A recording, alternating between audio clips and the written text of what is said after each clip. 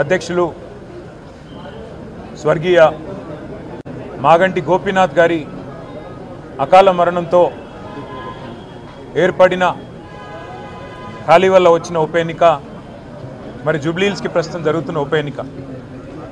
గోపీనాథ్ గారు 3 సార్లు శాసనసభ్యుడిగా జూబ్లీహిల్స్ నియోజకవర్గంలోని పేదలకి, జూబ్లీహిల్స్ నియోజకవర్గంలోని ప్రతి వర్గానికి విశేషమైన సేవలు అందించిన నాయకుడు. హైదరాబాద్ నగరంలో బీఆర్ఎస్ పార్టీ యొక్క విస్తృతికి ఇక్కడ మరి ప్రతి నియోజకవర్గంలో కూడా ఒక్కటి కూడా తప్పకుండా అన్ని నియోజకవర్గాల్లో పార్టీ గెలుపొందింది అంటే దానిలో కూడా వారి పాత్ర చాలా గణనీయమైనది.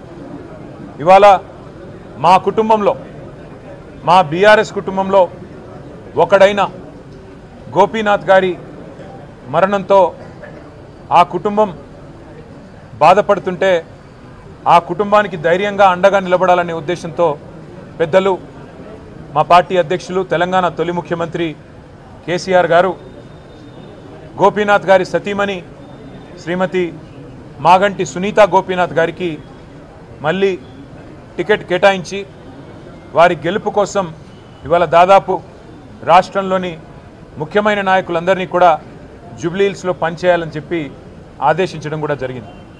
అంటే ఒక్క కుటుంబ సభ్యుడు మాలో దూరం అవుతే ఎట్లా పార్టీ మొత్తం వారికి అండగా నిలబడుతుంది అనడానికి ఈ ఉదంతమే ఒక ఉదాహరణగా నేను మీకు చెప్తా ఉన్నాను. ఇవాళ మాగంటి సునీత గోపీనాథ్ గారు ఆమె ఒక వ్యక్తిగా కాదు, పార్టీగా ఈ ఎన్నికను మేము ఎదుర్కోబోతా ఉన్నాం. ఈ ఎన్నిక జరుగుతున్నది కూడా వ్యక్తుల మధ్యన కాదు. ఈ ఎన్నిక జరుగుతున్నది 10 ఏళ్ల అభివృద్ధికి 2 ఏళ్ల అరాచకానికి మధ్యన జరుగుతున్న ఎన్నిక. 10 ఏళ్ల పారదర్శక పాలనకు ఈ 2 ఏళ్లుగా జరుగుతున్న అవినీతి పాలనకు మధ్యన జరుగుతున్న ఎన్నిక. 10 ఏళ్ల రైతు బంధు పాలనకు 2 ఏళ్ల రాబందు పాలనకు మధ్యన జరుగుతున్న ఎన్నిక. ఇది వ్యక్తుల మధ్యన జరుగుతున్న ఎన్నిక కాదు.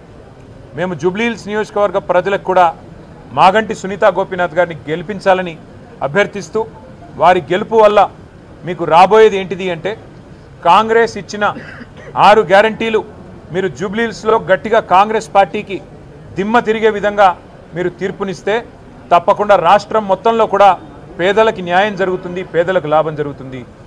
1,67,00,000 మంది ఆడబిడ్డలు ఎదురు చూస్తూ ఉన్నారు ఈ ఆడబిడ్డ గెలుపు కోసం. ఆ 1,67,00,000 మంది ఆడబిడ్డలు నెలకు 2,500 రూపాయలు ఏదైతే 100 రోజుల్లో ఇస్తామని చెప్పారో 2 ఏళ్లు గడిచినా ఇవ్వకపోతే వారందరూ కూడా అసహనంతో ఉన్నారు.